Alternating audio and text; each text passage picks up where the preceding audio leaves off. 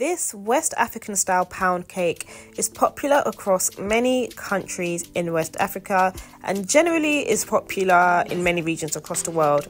It is super easy to make and is a good one if you are a beginner to cooking. I add in some butter and some sugar. If you've got a mixing device, it comes in handy here.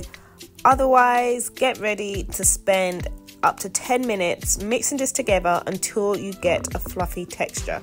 Once you get a texture like you see here, we can start to add in the other ingredients. So I start by adding my eggs in bit by bit. I add one egg, I mix it together. I add another egg, I mix it together. Altogether, you're going to add 3 eggs to this batter. Then I'm going to add a bit of vanilla essence for the taste. I'm also going to sieve in around 1 cup of flour, as you see here.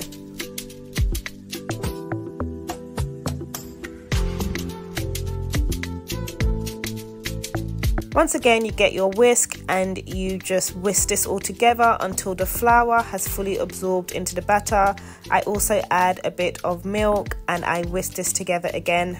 I also add in some baking powder, and generally you want to continue to whisk until you have a nice smooth texture, as you see here.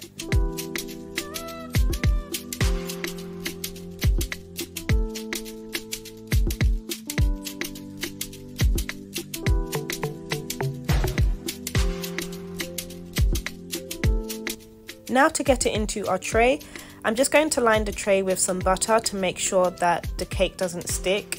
And then you just want to pour your batter into this tray.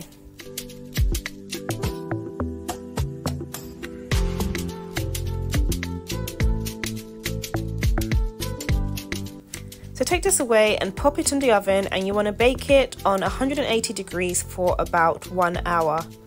Once it's done, you will know that it's finished because you can stick in a toothpick in it and the toothpick will come out completely smooth. This is optional, but I've just added some powdered sugar on top as well.